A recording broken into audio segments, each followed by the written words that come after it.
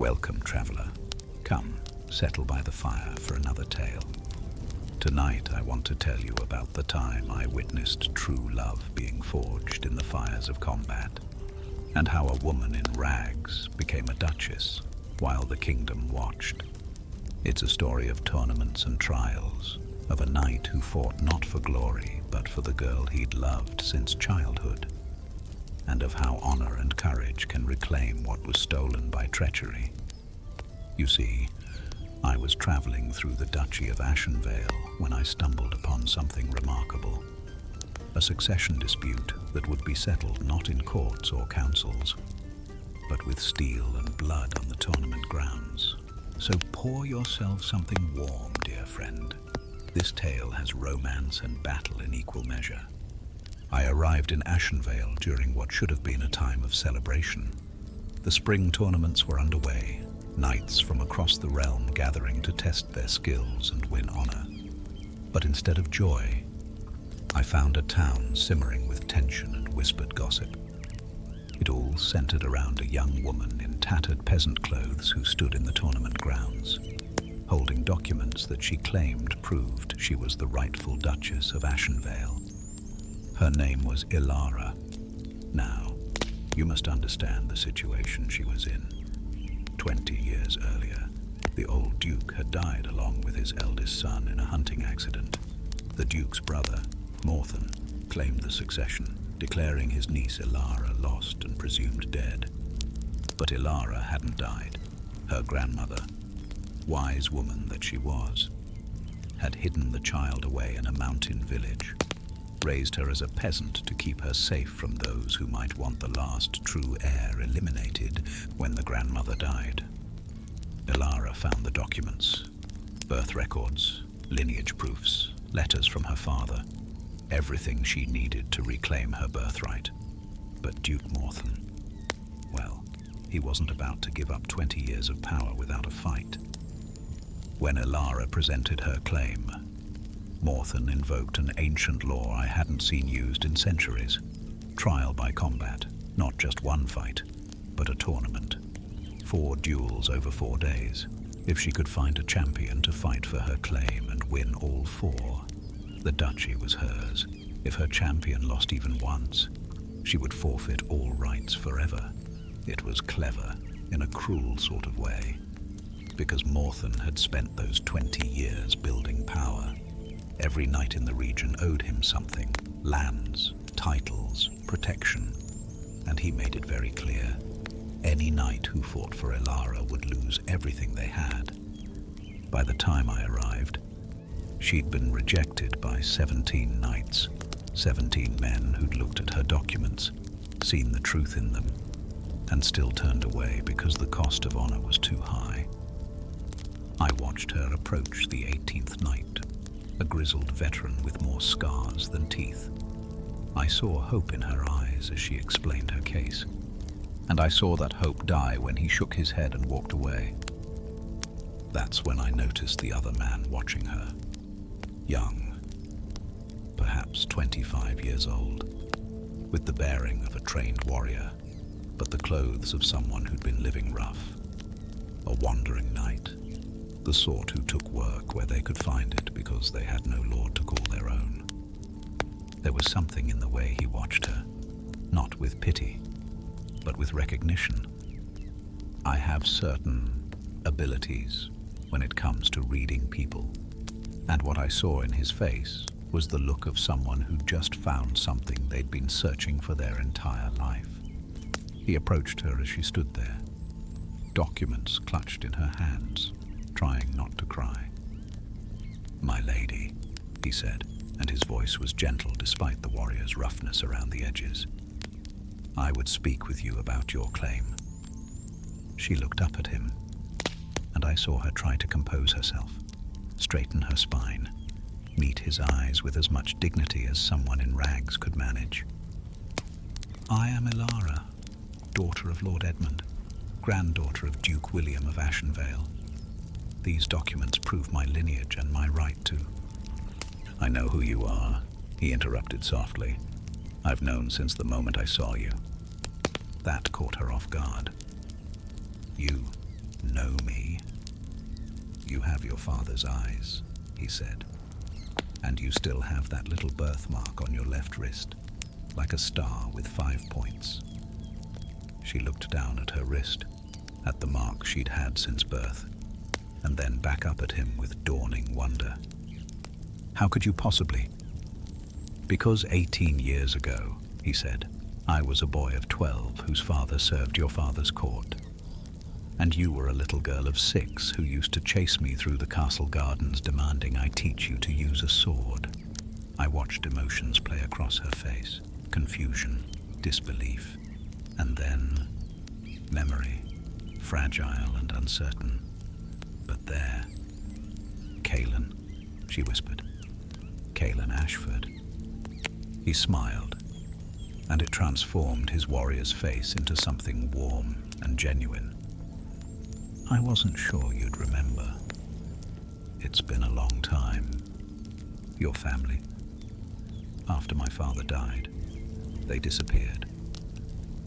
I thought. My father questioned the succession, demanded an investigation into the hunting accident. Duke Morthon stripped our lands and titles for it. My father died 5 years later, still believing you were alive somewhere. There was a long moment of silence between them. Then Elara straightened her shoulders. I have no money to pay a champion. I can offer you nothing but my word that if I win, you'll have a place in my court. I don't want your money, Caelan said quietly, and I don't need promises of position. I'm going to fight for you because it's the right thing to do, because your father was a good man who deserved better than his brother's treachery, and because that little girl who demanded sword lessons deserved to grow up in a castle, not hiding in the mountains. I saw Ilara's eyes fill with tears, but she blinked them back. Then I accept your service, Sir Caelan.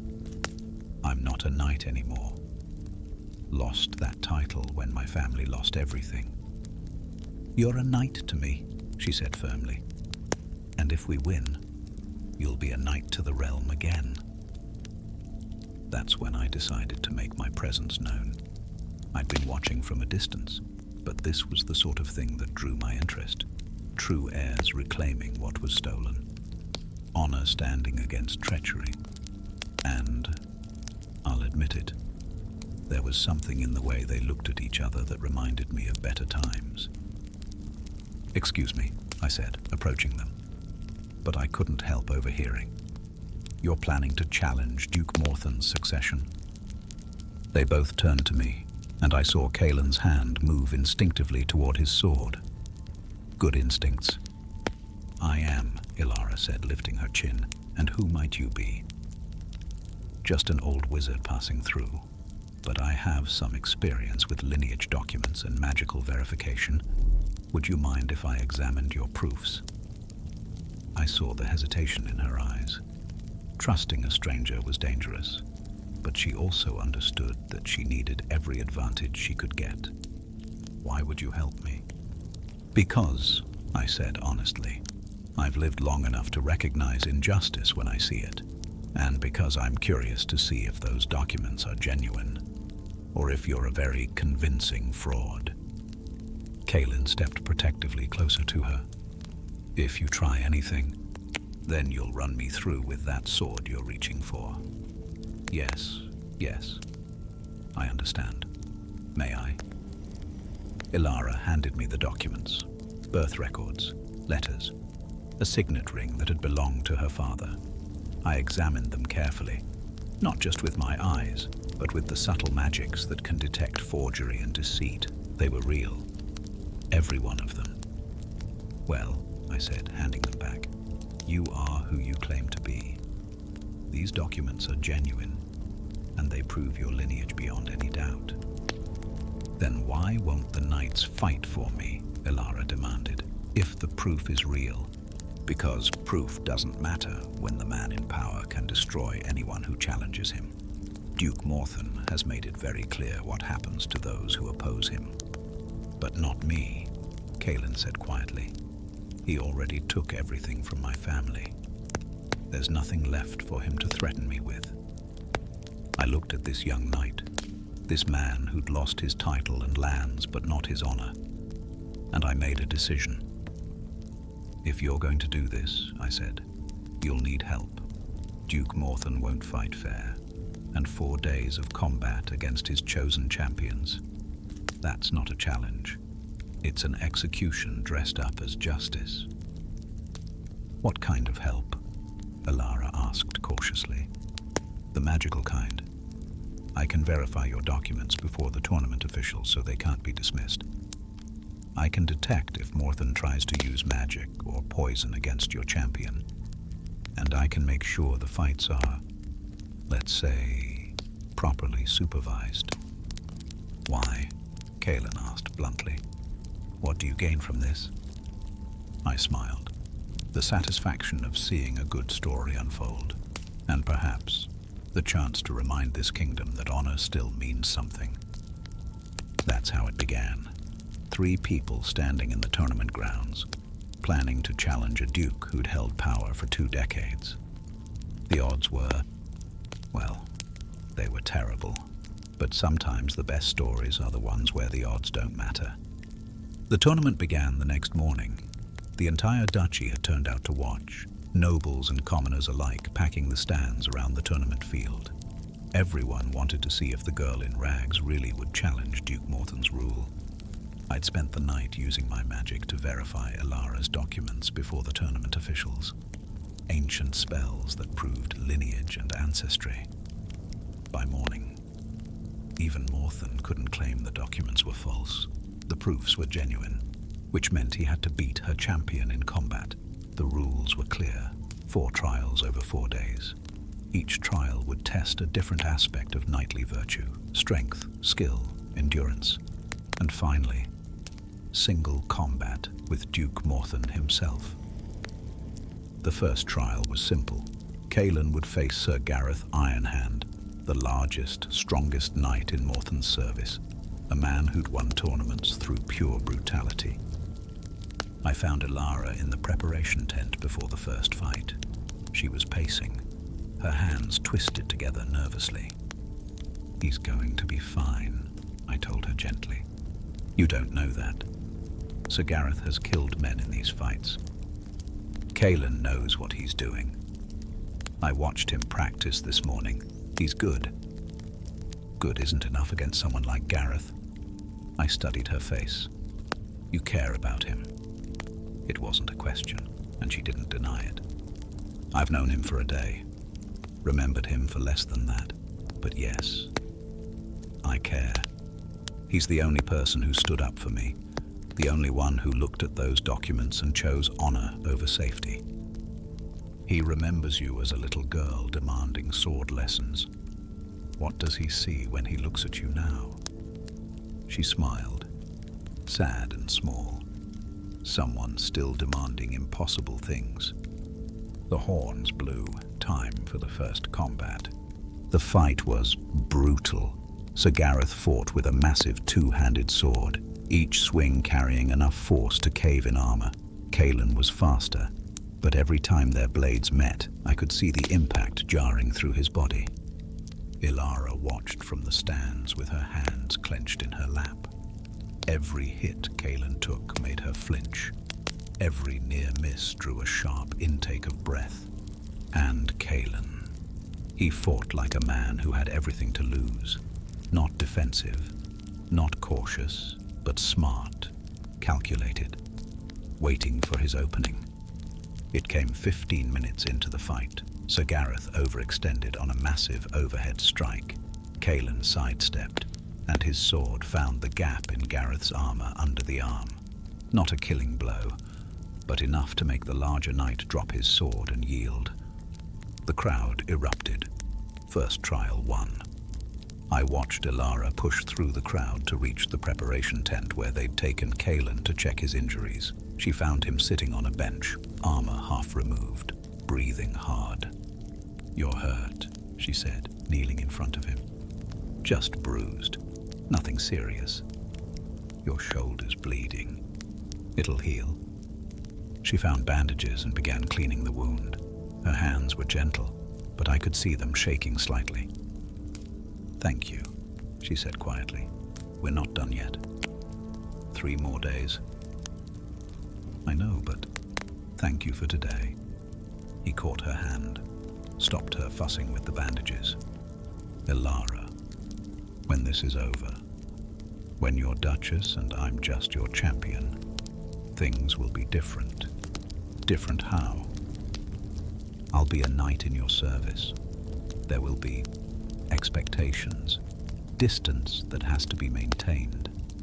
I saw understanding dawn in her eyes. So what you're saying is, we have 4 days. 4 days, he agreed quietly. And then she kissed him, brief, gentle, but unmistakable. When she pulled back, Kaelin was staring at her with wonder. What was that for? Because you're an honorable idiot who's thinking about proper court protocol when we haven't even won yet. And because I've been wanting to since yesterday. He laughed. Actually laughed. Well then, he said, I'd better win the next 3 fights. Can't have you kissing me and then losing your duchy. The second day brought a different challenge. Master-at-Arms Sylvan, a fencing instructor known throughout the realm for his precision. Where Sir Gareth fought with power, Sylvan fought with perfect technique. No wasted movements, no unnecessary flourishes, just pure, deadly skill. I found Kaelin that morning practicing forms. Elara sat nearby, watching him move through the patterns. How's he feeling? I asked her quietly. Confident, maybe too confident. He's been training for this his whole life. First as a noble's son, then as a wandering knight. He knows what he's doing. But does he know how to beat someone who's dedicated their entire life to mastering the sword? It was a good question.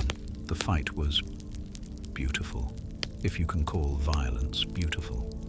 Both men moved like dancers, blades flowing in patterns that looked almost choreographed.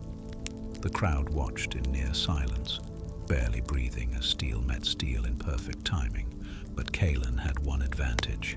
He'd fought for survival, in alleys and on roads where there were no rules and no referees. Sylvain had trained in tournament grounds where everything followed proper form. When Kaelin suddenly broke the pattern, switching styles mid-exchange, Sylvain couldn't adapt fast enough. Kaelin's blade found his chest, a touch that would have been lethal in real combat. The judges called the match. Second trial won. That evening I found Elara and Kaelin walking the castle grounds. They thought they were alone, but old wizards are good at being unobtrusive. Tell me about being a wandering knight, Elara said. It's not romantic, if that's what you're thinking. Mostly sleeping rough, taking work where you can find it, trying to forget you used to have a name that meant something. Did you ever stop looking for me? He was quiet for a moment. No. My father died believing you were alive. I couldn't let that faith be for nothing. Every time I heard a rumor about the old duke's daughter, every whisper about a girl hidden away, I followed it. And you found me. I found you wearing rags and being rejected by every knight in the realm. Some rescue. She laughed. You're here, aren't you? Fighting impossible odds, because it's the right thing to do. That sounds like a rescue to me. If we win this, when you're Duchess, I'll just be your champion. We both know what that means. It means you'll be the man standing beside me. I don't care what title you have. The court will care. The nobles will care. They'll say I'm reaching above my station. Then let them talk. She stopped walking, turned to face him. Kaelin, I don't know what happens after this, but I know what I feel right now, and I'm tired of being afraid to say it. Elara, I love you. I've loved you since you were the boy who actually listened when a little girl demanded sword lessons. And I love you now because you're the man who chose honor when everyone else chose safety. I saw him close his eyes, as if her words were painful rather than joyous. "I've loved you since I was 12 years old," he said quietly. "Loved you as a child. Loved your memory when I thought you were dead. And now I love the woman you've become. Fierce and brave and refusing to give up even when the world tells you to." They kissed again. Longer this time. Deeper. Two people who'd found each other against impossible odds, stealing whatever moments they could before duty pulled them apart. The third day was designed to break a man. Kaelin would face not one opponent, but three. Back to back. Fresh nights against a man who'd already fought twice. I found him before dawn, already dressed in his armor. "Can you do this?" I asked him directly. "I have to." "That's not an answer." He looked at me, and I saw the weight of everything on his shoulders. "I've spent my life preparing to reclaim my family's honor, to prove that my father was right to question Morthen. But now it's not about honor anymore. It's about her, about giving her what should have always been hers. So yes, I can do this, because failing means losing her." The first opponent was young, eager, and relatively easy to defeat. Kaelin won within minutes. The second was harder, a veteran knight with 30 years of experience.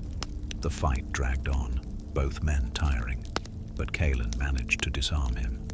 By the time the third opponent entered the field, Kaelin was barely standing, exhausted, bleeding from half a dozen cuts, his sword arm shaking. I watched Elara stand in the gallery, watched her hands grip the railing so tight her knuckles went white. The third knight was Sir Marcus, a mid-level fighter who would normally be no match for Kaelin, but against an exhausted man, he had every advantage. The fight became desperate, Kaelin fighting on pure instinct, muscle memory keeping him alive when conscious thought was drowning in fatigue. And then I heard it, soft at first, then growing stronger. Elara's voice from the stands. Kaelin, just his name, but something in the way she said it, fierce and full of faith, seemed to reach him. I saw his head lift, saw him find one last reserve of strength. He pressed the attack, drove Sir Marcus back, and finally, landed the decisive blow. Third trial won. But the cost was written in every painful step as Kaelin limped off the field. That night, I had to use healing magic. Not enough to be unfair, just enough to ensure he'd be able to fight the next day. Elara stayed with him through the night, held his hand while he slept, whispered prayers to gods I wasn't sure she believed in. When he woke near dawn, she was still there. "You should sleep," he murmured. I did, a little. "Liar." She smiled.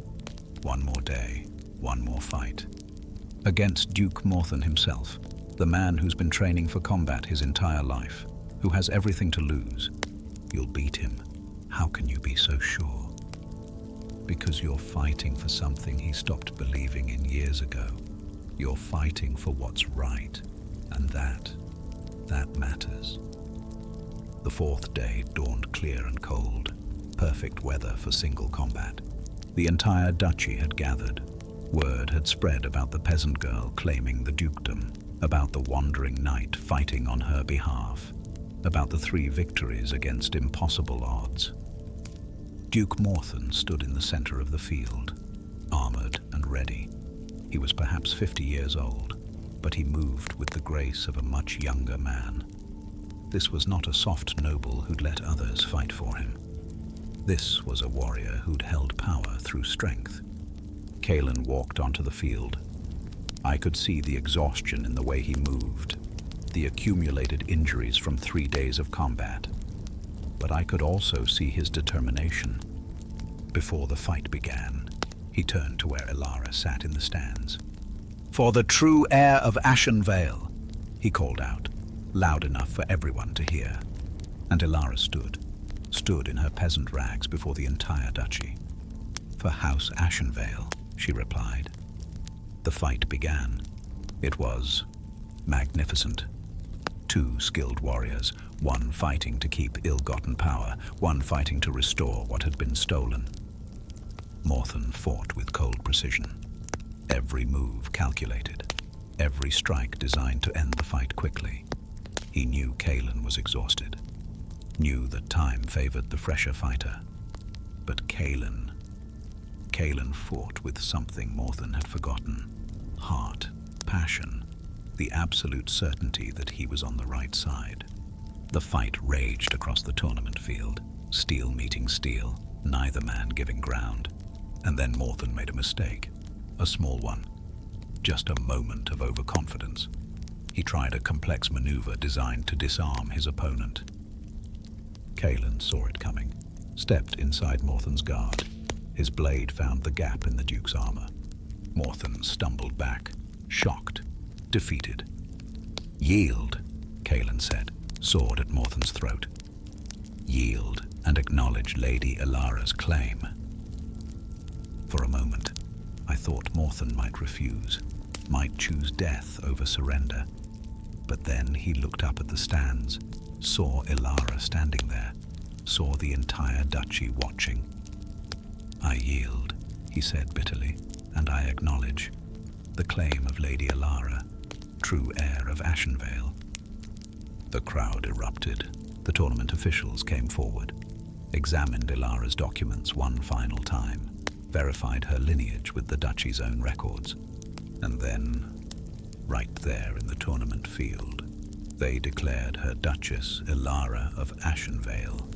She descended from the stands, walked across the field to where Kaelin stood, swaying with exhaustion but still on his feet, and in front of the entire duchy, she kissed him. Not a chaste kiss, not a grateful kiss, but the kiss of someone who'd claimed not just a duchy, but the man she loved. When she finally pulled back, Kaelin was grinning. "That's not proper court protocol," he murmured. "I'm the Duchess now," she replied. "I make the protocol." The formal investiture ceremony happened 3 days later. Elara, dressed in her father's colors for the first time, was officially recognized as Duchess. Duke Morthon was stripped of his stolen title and exiled. Merciful, considering he could have been executed for his treachery. And Kaelin knelt before Elara in the great hall. "Sir Kaelin Ashford," she said formally, "for your service to the duchy and to the crown, I name you champion of Ashenvale, defender of the realm, and knight of House Ashenvale." He rose, no longer a wandering fighter, but a knight restored. The public ceremonies ended, the nobles dispersed, and I prepared to continue my wandering. But before I left, I found myself invited to the Duchess's private chambers. Elara and Kaelin were there, finally alone after days of public scrutiny. "Thank you," Elara said to me, "for everything." I didn't do much, just verified some documents and watched. "You gave me hope," she said softly, "when you confirmed the documents were real. When you helped us plan, you gave me hope that this was possible. The hope was always yours. I just helped you see it." Kaelin extended his hand. "If you ever need anything, wizard, you have friends in Ashenvale." I shook his hand. "Take care of each other. The duchy needs both of you now." I left them there, in the quiet of her chambers, finally free to be themselves without the weight of duty and combat. What happened that night? Well, that's their story to tell, not mine. But I will say this. When I passed through Ashenvale 5 years later, I found a duchy thriving under the rule of a duchess and her champion. I found a couple who'd built something strong from the foundation of honor and love. And I found that sometimes the girl in rags really does become a duchess, and the wandering knight really does get his happy ending. And so, my dear friend, that is the tale of Lady Elara and her champion. A reminder that sometimes the right thing to do is also the hardest. and that love earned through trial and combat is stronger than any won through courtly games. The fire grows low now, and these old eyes are heavy with the weight of memory. Whether you're settling in for sleep or simply resting between your own battles, remember the lesson of Ashenvale. Honor matters, courage matters, and sometimes the person standing beside you matters most of all. Rest well, dear traveler. May your dreams be filled with tournaments won and loves declared, and may you always find someone worth fighting for. The fire will keep burning through the night, keeping the stories warm until we meet again. I raised my hand, spoke a word of power. The three men flew backward as if struck by an invisible fist. They slammed into the wall hard enough to crack timber. Before they could recover, I had them pinned with binding spells, invisible chains that held them as securely as iron. Kalen gasped, rolled off the bed, grabbed his sword from where it leaned against the wall. Easy, I said. They're not going anywhere. He was breathing hard. A bruise was already forming on his throat where they'd tried to choke him. His eyes were wild with the adrenaline of near death. Who sent you? I demanded of the assassins. They stayed silent. Professional killers knew better than to talk. I sighed, walked over to the nearest one, placed my hand on his forehead. I can make you talk, I said quietly. There are spells that peel back the layers of your mind like an onion. They're unpleasant, painful. They leave you changed, or you can tell me willingly. The man spat at me. Very well, I spoke the words. Ancient magic that should never be used lightly. The kind of spell that violates the sanctity of a person's thoughts. But these men had tried to murder a knight under my protection. They'd forfeited their right to mercy. The truth came spilling out. Duke Morthen had hired them, paid them in gold to make Kalen's death look natural, a tragic accident, the wandering knight who'd taken up a lost cause, dying in his sleep from exhaustion or illness. Elara would have no champion.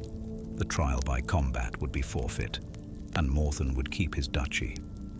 Kalen, I said, releasing the spell and watching the assassin slump unconscious. Are you hurt?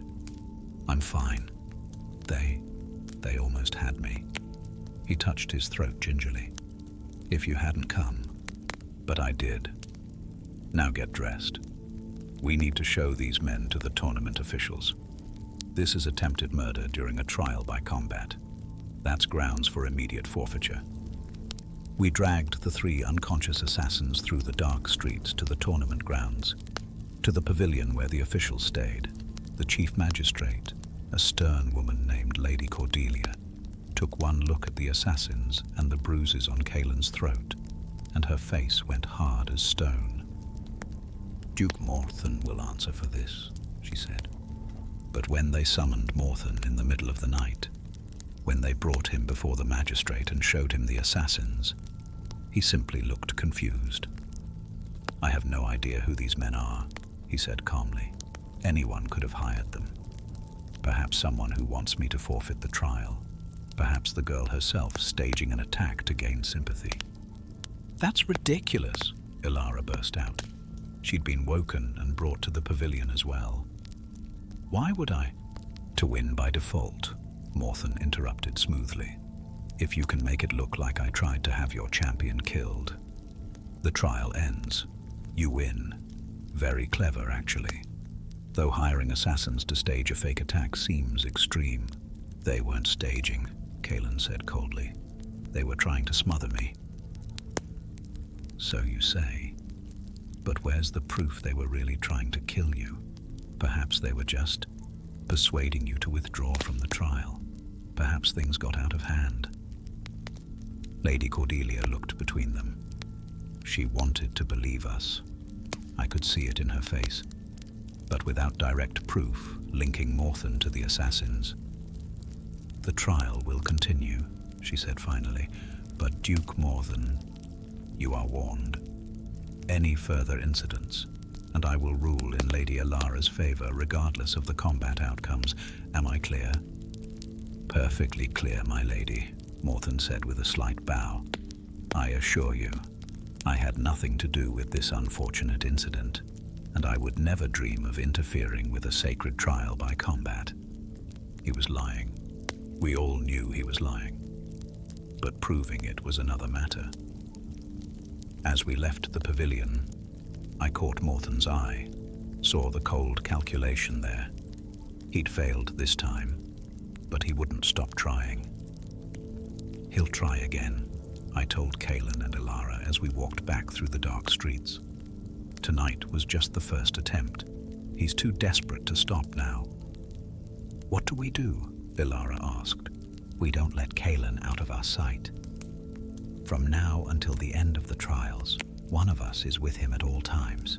We eat only food we've prepared ourselves. We check his armor before every fight. We trust no one. That's not much of a life, Kaelin muttered. It's better than being dead, I replied bluntly. That night, I moved my things to Kaelin's room, laid protective wards on the door and windows, subtle magics that would alert me to any intrusion. Kaelin tried to protest, said he didn't need a nursemaid. Humor an old man, I told him. I've grown fond of you both. I'd hate to see you murdered before you win this thing. He finally relented. Let me set up a bedroll on the floor by the door.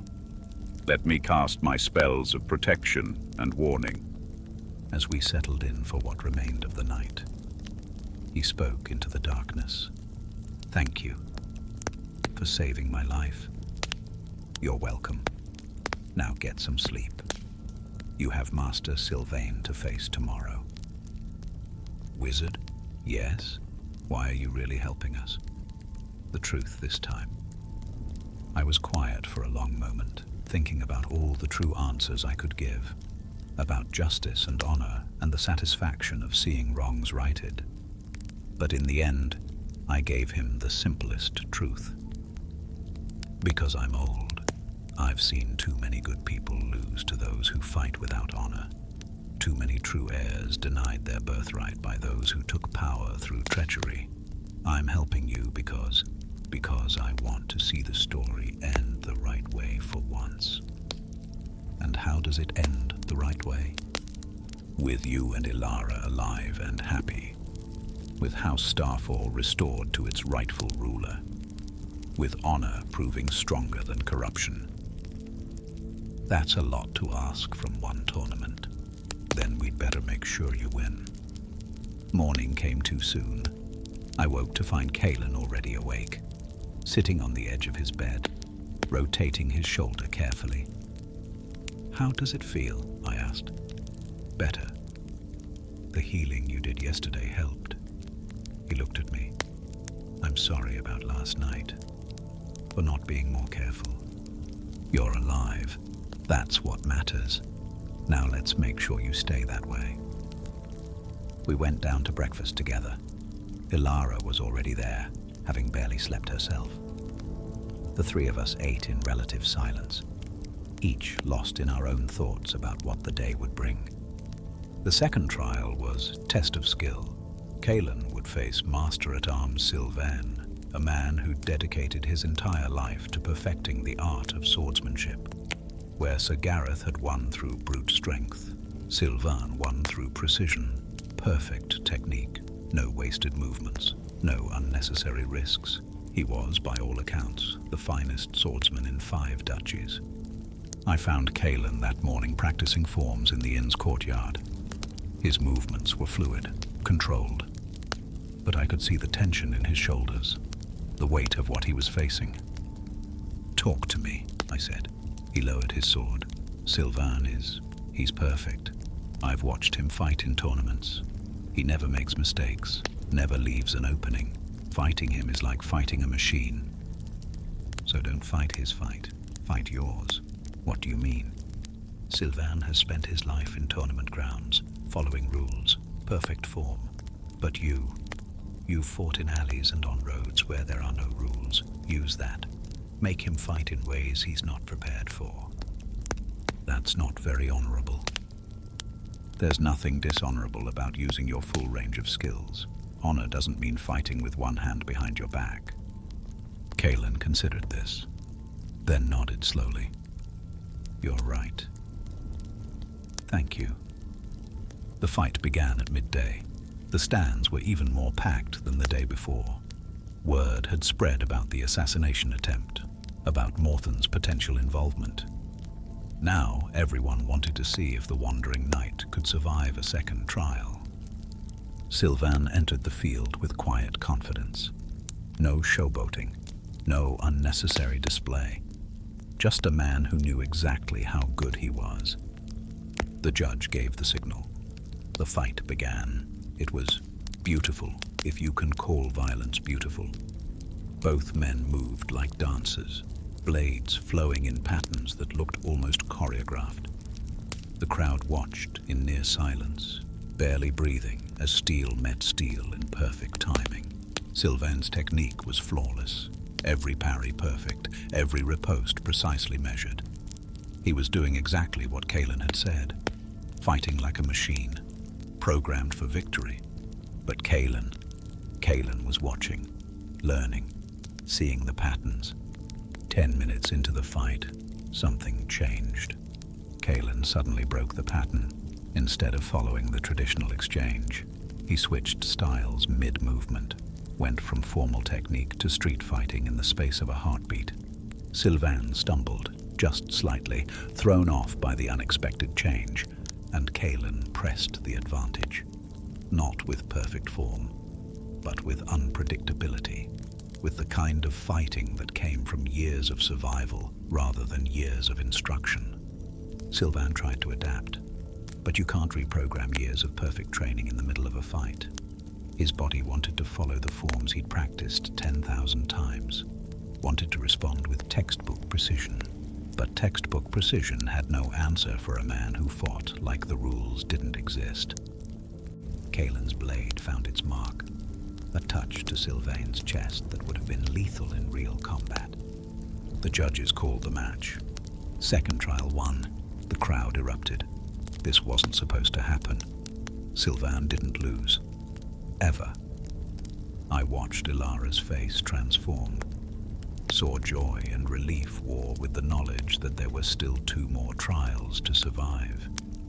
That evening I found Kaelin and Elara walking the castle grounds again. They'd taken to these evening walks, stealing whatever private time they could before the next day's trial. Tell me about the mountains, Kaelin said, about where you grew up. Elara was quiet for a moment. Valewood was simple, hard. We lived by hunting and what we could grow in the short summer.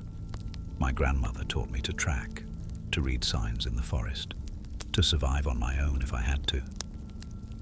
She was preparing you, Kaelin realized, teaching you skills that would keep you alive if she died. I didn't understand that at the time. I just thought she was a harsh teacher who pushed me harder than she should have. Elara smiled sadly. Now I understand she was protecting me the only way she knew how, making sure I could survive without her. Did you ever suspect that you were more than just a peasant girl? Sometimes, when she would tell me stories about Duke William and Lord Edmund, the way she told them, it felt personal, like she'd known them. But I never imagined, she trailed off, that you were the heir they were talking about. Yes. They walked in silence for a moment. Then Kaelin spoke again. What will you do? When you're Duchess, what kind of ruler will you be? I don't know. I've spent my whole life being no one, having no power, no voice. The idea of ruling an entire duchy. She shook her head. It terrifies me. You'll be brilliant at it. How can you be so sure? Because you've seen what it's like to have nothing, to be powerless. That makes you the perfect person to rule. You'll remember what it feels like. You'll actually care about the people who have nothing. Elara stopped walking, turned to face him. Will you stay? After this is over? when I'm Duchess and you're whatever you want to be? Will you stay at Starfall? Where else would I go? You could go anywhere. Reclaim your family's lands. Start fresh somewhere without all this history. Elara. He reached out, cupped her face gently. I've spent 18 years looking for you. Do you really think I'm going to leave now that I've found you? Even if I'm just your employer? Even if you're just my champion and nothing more? Is that all you want me to be? She looked up at him, and I saw the moment she decided to be brave. No, she said quietly. I want more than that. I want what we're building in these stolen moments. I want to know what happens if we have time to actually know each other, to build something real. So do I, Kaelin breathed. Gods, Elara, so do I. And then they were kissing, not brief and grateful like before, but deep, hungry. Two people who'd been denying what they felt because they were too afraid to hope for more. I turned away, gave them their privacy. Some moments weren't meant for wizards' eyes, but I smiled as I walked back to the inn. Whatever happened in the next 2 days, at least they had this. At least they'd been brave enough to admit what they felt. Now we just had to make sure they survived long enough to see what that love could become. The third trial loomed. Test of endurance. 3 opponents, back to back.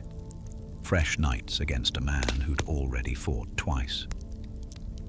I found Kaelin in his room that night, unable to sleep, sharpening his sword with methodical precision. You should rest, I told him. Can't. Tomorrow's going to be brutal. Yes, it is. He appreciated the honesty at least. Do you think I can do it? I think you have to. There's no other choice. That's not an answer. I sat down across from him. The truth?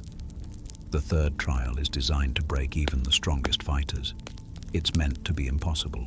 Morthen chose it specifically because he thinks it will destroy you. Encouraging. But, I continued, he's forgetting something important. You've been fighting to survive for 18 years. Every tournament, every mercenary job, every time you drew your sword, it was life or death. These knights he's chosen, they're tournament fighters. They've never had to fight for their lives. So what do I do? You remember what you're fighting for. Not glory, not honor, but her. You're fighting so Elara can reclaim what's hers, so your father's memory can be honored, so House Starfall can be restored to its rightful line. Kaelin nodded slowly. And if I fall, then I'll make sure she gets out of Starfall alive. I'll take her somewhere safe, somewhere Morthen can't reach her. Thank you. But you're not going to fall. You're going to survive tomorrow. And then there's just one more fight, one more day, and then it's over. One more day, he repeated, like a prayer or a promise. There was a soft knock at the door. I checked my wards, recognized Elara's presence. Come in, Kaelin called. She entered, still dressed, clearly unable to sleep either. I couldn't stay in my room, she admitted. I kept thinking about tomorrow, about what could happen. Kaelin set down his sword, stood, crossed to her. I'm going to be fine. You don't know that. Then let me rephrase. I'm going to do everything in my power to be fine, because I have things I want to do after this is over. Things that require me to be alive. What things? He smiled, soft and genuine. There's a lady I need to court properly, without death hanging over our heads, without trials and assassins and every moment being stolen. She sounds lucky. I'm the lucky one. I cleared my throat. I'm going to go check the perimeter. Make sure there are no more unwanted visitors. I'll give you two some privacy. I left them there. Let them have whatever time they needed. When I returned an hour later, I found them sitting together on Kaelin's bed, her head on his shoulder, his arm around her, both of them finally at peace for a few precious moments. They weren't doing anything improper, just being together, finding comfort in each other's presence before the storm of tomorrow. I settled back onto my bedroll by the door, let my ward stay active, and tried not to think about all the ways tomorrow could go wrong. Dawn came cold and grey, perfect weather for a test of endurance. Kaelin was already awake when I stirred, already dressed in his armor. His face was set with grim determination. "Ready?" I asked. "As I'll ever be." We went down together, found Elara waiting. She looked like she hadn't slept at all. The three of us walked to the tournament grounds in silence. What was there to say? We all knew what today would cost. The stands were packed again, the entire duchy watching, waiting to see if the wandering knight could survive his third trial. The first opponent was announced. Sir Marcus, young, eager, good but not exceptional. The fight was quick. Kaelin had him disarmed within 5 minutes. The second opponent entered immediately. No rest, no time to catch his breath. Sir Aldous, the veteran who'd been one of the first to reject Elara's plea for help. Older, more experienced, fighting with the efficiency that came from 30 years of combat.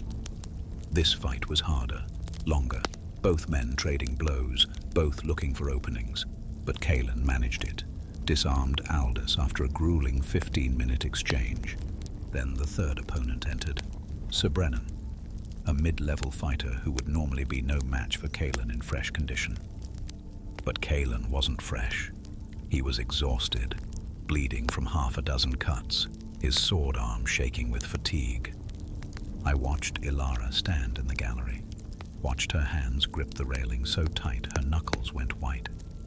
The fight became desperate, Kaelin fighting on pure instinct, muscle memory keeping him alive when conscious thought was drowning in exhaustion. Sir Brennan pressed hard, sensing weakness, sensing victory. And then I heard it, soft at first, then growing stronger. Elara's voice from the stands. "Kaelin!"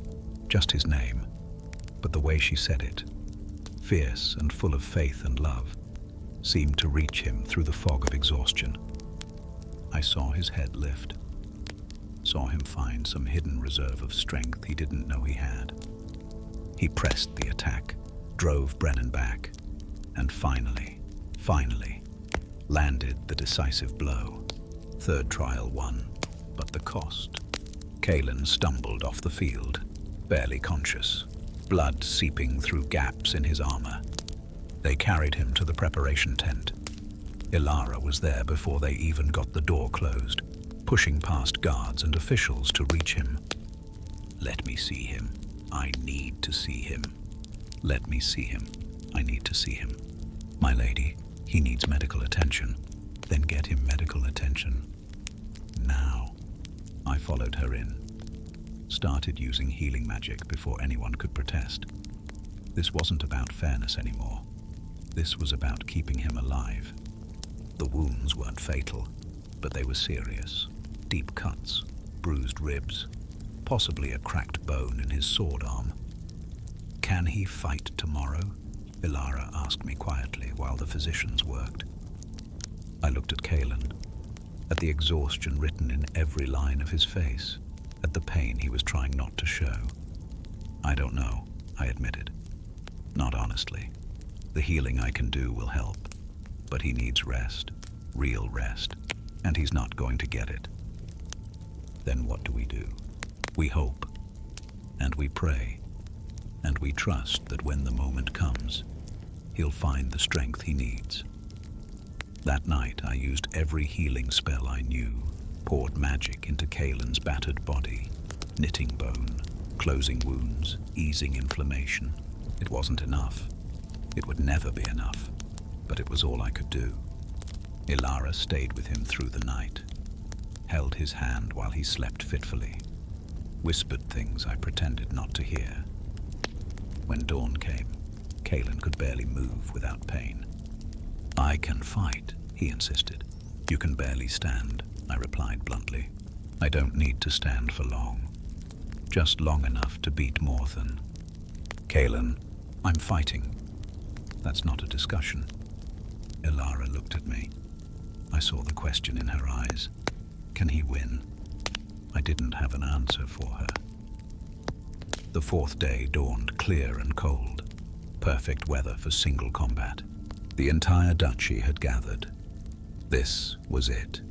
The moment that would decide everything. Duke Morthen stood in the center of the field, armored in gleaming plate, moving with the confidence of a man who knew he had every advantage. Kaelin walked onto the field. I could see the pain in every step, the exhaustion that dragged at him like chains. But I could also see his determination, his absolute refusal to give up. Before the fight began, he turned to where Elara sat in the stands. "For House Starfall," he called out, loud enough for everyone to hear. "For the true heir." And Elara stood in her peasant rags before the entire duchy. "For my father," she called back. "For justice. For truth." The crowd erupted in cheers. Not all of them, but enough. Enough that Morthen's face went white with rage. The judge gave the signal. The fight began. It was everything I'd feared and more. Morthen fought with cold precision, every move calculated, every strike designed to exploit Kaelin's injuries and exhaustion. And Kaelin fought with everything he had left, not with skill or technique or perfect form, but with pure, stubborn refusal to fall. The fight raged across the tournament field, steel meeting steel, neither man giving ground. But I could see Kaelin fading, see his movements getting slower, his parries coming a fraction of a second late. Morthen saw it too, pressed harder, sensing victory, and then Morthen made his mistake. In his eagerness to end the fight, to finally destroy this upstart who'd threatened everything he'd built, he tried a complex killing blow, a maneuver designed to slip past guard and armor to pierce the heart. But Kaelin had been watching, learning, waiting for that exact moment. He sidestepped, not fast, not graceful, but enough, and his blade found the gap in Morthen's armor. Morthen stumbled back, shocked, defeated. "Yield," Kaelin said, sword at Morthen's throat. "Yield and acknowledge Lady Elara's claim." For a moment, I thought Morthen might refuse, might choose death over surrender. But then he looked up at the stands, saw Elara standing there, saw the entire duchy watching. "I yield," he said bitterly, "and I acknowledge the claim of Lady Elara, true heir of House Starfall." The crowd erupted in cheers. Kaelin lowered his sword, swayed, and collapsed. Kaelin woke 3 days later. He was in the castle, in what had once been guest quarters but was now home. Elara was sitting beside his bed. She'd barely left since they'd carried him in. "You won," she said softly when his eyes opened. "Did I?" His voice was rough, unused. "You won." The tournament officials verified my documents, examined the duchy's own records, and declared me Duchess Elara of House Starfall. The formal investiture is tomorrow. Tomorrow? We waited for you to wake up. I needed you there.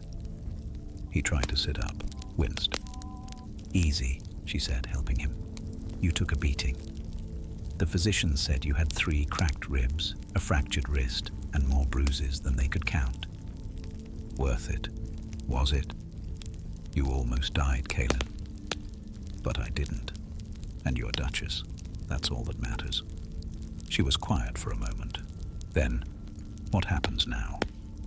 Now you rule. You rebuild what Morthen destroyed. You investigate your father's death. You make House Starfall what it should have been all along. And you? I'll be your champion, if you still want me. I want more than that." He looked at her, really looked, saw the determination in her eyes. "Elara, I want you beside me, not just as my champion, but as my partner, my equal, the person I trust above all others. The nobles won't accept that. A duchess marrying a landless knight. Then I'll make you a lord, grant you lands and title.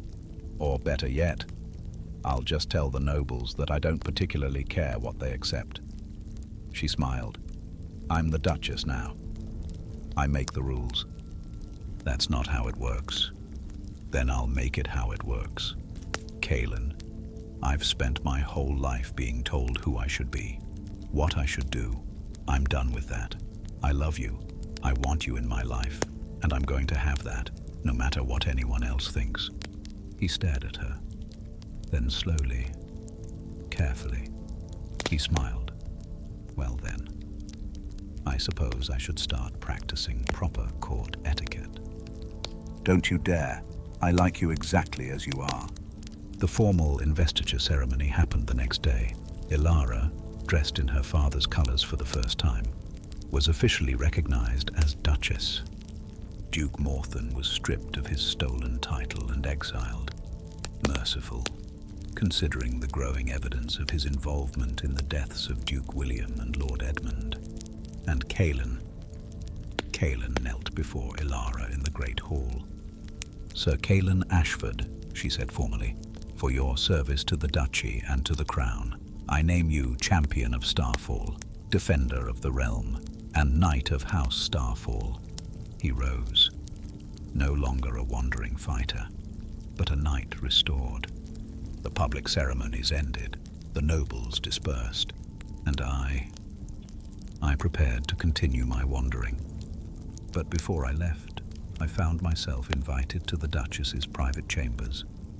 Elara and Kaelin were there, finally alone after days of public scrutiny.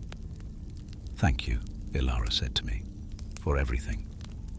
I didn't do much, just verified some documents and healed a few wounds. You gave me hope," she said softly, "when you confirmed the documents were real, when you helped us survive Morthon's assassination attempts, when you healed Kaelin so he could fight. You gave us hope that this was possible. The hope was always yours. I just helped you see it." Kaelin extended his hand. "If you ever need anything, wizard, you have friends in Starfall." I shook his hand. "Take care of each other. The duchy needs both of you now." "We will," Elara said. Then softer, "Will we see you again?" "Perhaps. I have a habit of appearing when interesting things are about to happen, and something tells me your rule will be quite interesting." I left them there, in the quiet of her chambers, finally free to be themselves. What happened that night? Well, that's their story to tell, not mine. But I will say this. When I passed through Starfall 5 years later, I found a duchy thriving under the rule of a duchess and her champion consort. I found a couple who'd built something strong from the foundation of honor and love. I found 2 children with their mother's eyes and their father's determination, an heir and a spare to House Starfall. And I found that sometimes the girl in rags really does become a duchess, and the wandering knight really does get his happy ending. And so, my dear friend, that is the tale of Lady Elara and her champion, a reminder that sometimes the right thing to do is also the hardest, and that love earned through trial and combat is stronger than any won through courtly games. The fire grows low now, and these old eyes are heavy with the weight of memory. I can still see them sometimes, when I close my eyes. Elara in her father's colors, Kaelin kneeling before her with pride rather than submission. 2 people who'd found each other against impossible odds. Whether you're settling in for sleep or simply resting between your own battles, remember the lesson of Starfall. Honor matters, courage matters, and sometimes the person standing beside you matters most of all. The odds may be impossible, the trials may seem designed to break you, But if you have someone worth fighting for, if you have honor worth defending, then even the longest night eventually gives way to dawn. Rest well, dear traveler. May your dreams be filled with tournaments won and loves declared. May you always find someone worth fighting for. And may you never forget that the truest victories are the ones we earn together. The fire will keep burning through the night, keeping the stories warm until we meet again.